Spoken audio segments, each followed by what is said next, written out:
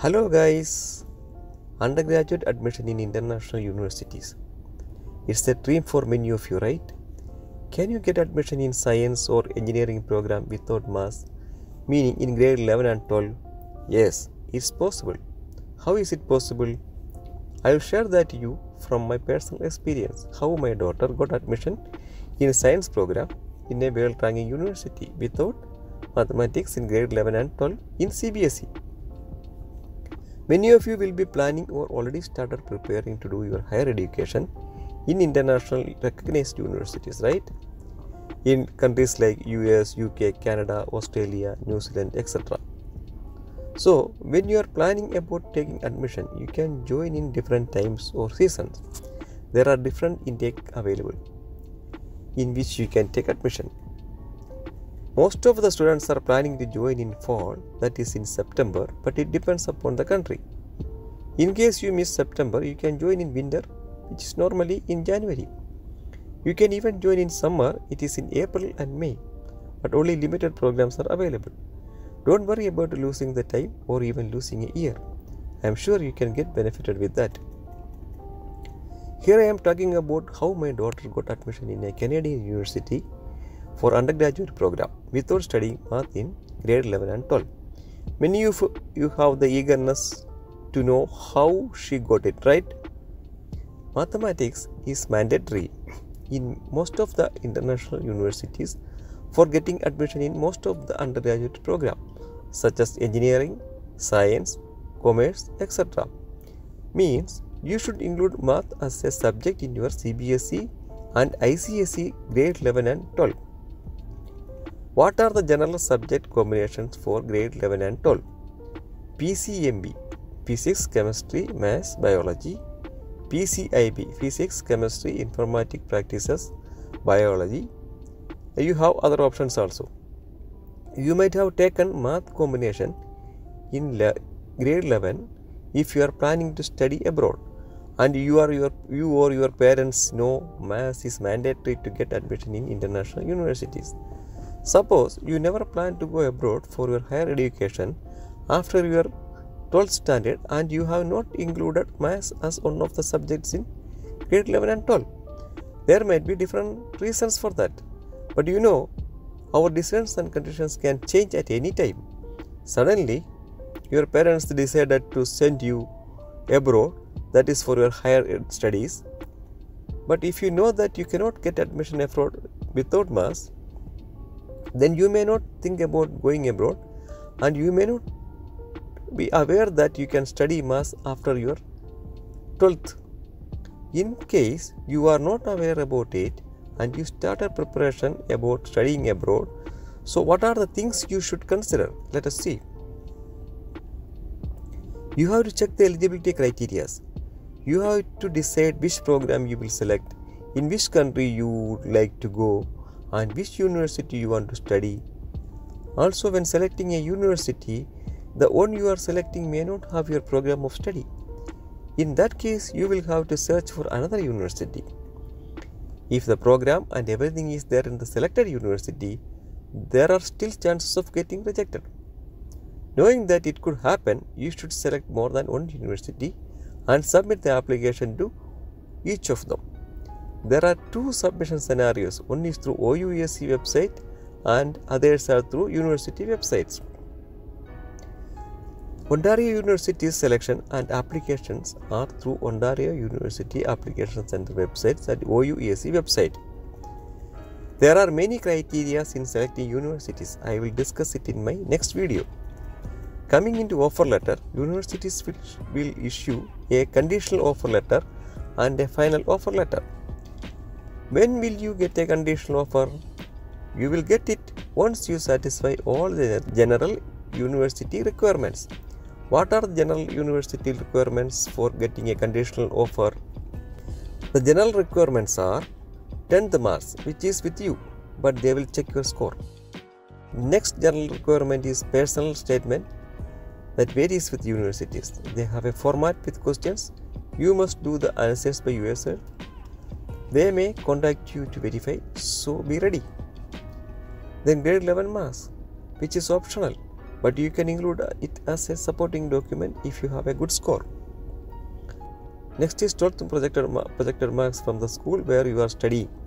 Here also marks matters, but subject to which program you are taking and in which university you are applying. Then one of the other major requirement is IELTS. Do you know how many sections are there in IELTS? There are 4. Reading, writing, listening, speaking. You should get a score of 6 or more for each sections. This is the requirement for most of the universities, but slightly higher for some universities. Then you will start receiving the reply from universities for your submitted application. Then they will mention in the email that you have not studied maths and they cannot further review your application without maths. So what you will do, as most of us do, you will also request the university for a solution. Most of them don't give any solution for this. They usually say maths is mandatory, or they suggest you to change to a program where maths is not mandatory. That's all. You could check with your friends and other sources and even search in Google. And just imagine you are not getting any solution. So how will you get a final offer? You are running out of time and the classes will start in September. Here comes a big frustration. You realize that your dream to study abroad for your favorite program is not going to happen. Don't worry, there is a solution for everything. It's possible if you have the determination. You can get admission in a reputed, well-ranking university. How? We had the same issue. How did we overcome this? Let me explain our case in brief. My daughter took PCIB, Physics, Chemistry, Biology, Informatics practices in her grade 11 and 12.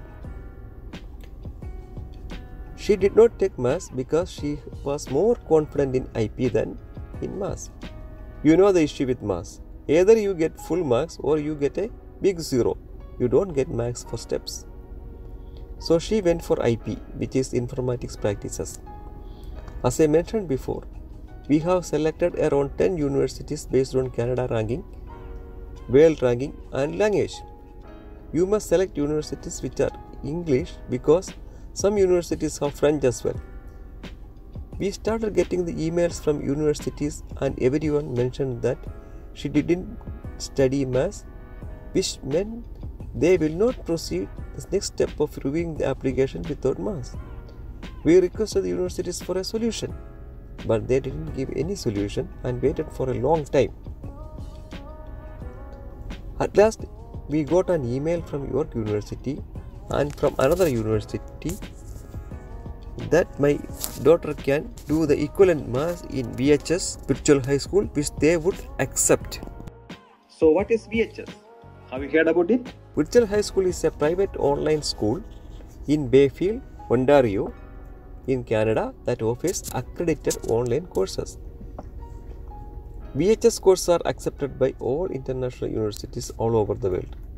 You must do 2 maths courses equivalent to your CBSE or ICSE grade 12 maths, MHF for you and MCB for you. MHF for you is advanced functions and MCB for you is calculus and vectors. MHF for you is the prerequisite of MCB for you. Prerequisite is mandatory to do any course in VHS. MCR3U is the prerequisite of MHF for you.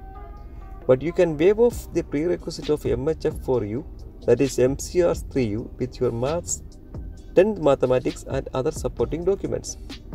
You have to submit the VHS prerequisite waiver application form. Course duration is 18 months for each course. That means once you start, you have to finish it in 18 months. It's more than enough time. But you must finish it as soon as possible if you are studying in grade 12 to get a conditional offer. You have to plan your studies without affecting your grade 12 results. Let us look into what VHS will do. Once you start the course, and if you already have a conditional offer, the VHS teacher will send your mid-term and final term marks to the university.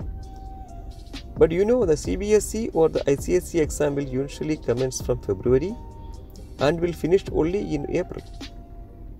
The practical will start and the theory follows. It's better to enroll at the time of your application and include a letter of enrollment from VHS in the application of universities.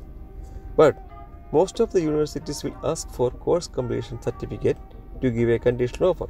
How is it possible? You can start the course only in April after your grade 12 exam if you are studying in grade 12. Even though you have enrolled earlier, 18 months will start from the starting of the course. In our case, we got a conditional offer from 2 reputed universities in Canada at around January. How did we get it? We have satisfied all the requirements from all universities by January. Since we have not approached any agents, we started early, and that is by August. By end of September or by October, universities will start accepting application, but you have to check regularly as the date may vary. Remember, if you have mathematics, upon satisfying the other requirements, most of the universities will issue a conditional offer. It is better to start the application early or as soon as it is available in the university websites. We almost lost hope, but as a last chance, we sent 2 separate letters to all universities assuring them that our daughter will study hard and meet the required eligibility of maths by mid of July. One letter was from the parents' side, that is from my side, and the other letter was from the student side, that is from my daughter's side. To our great surprise, 2 universities, that is reputed universities, both from Ontario, sent the conditional offers. We received the first offer from York University. York University is in Toronto. Its Canada ranking is 17 and its world ranking is around 400 to 500. So we accepted the offer as soon as we received it. Almost 1 week later, we received the second offer, that is from McMaster University. McMaster University is in Hamilton, around 70 kilometers from Toronto towards Niagara Falls. Its Canada ranking is 4 and its world ranking is 69. So we decided to go with McMaster.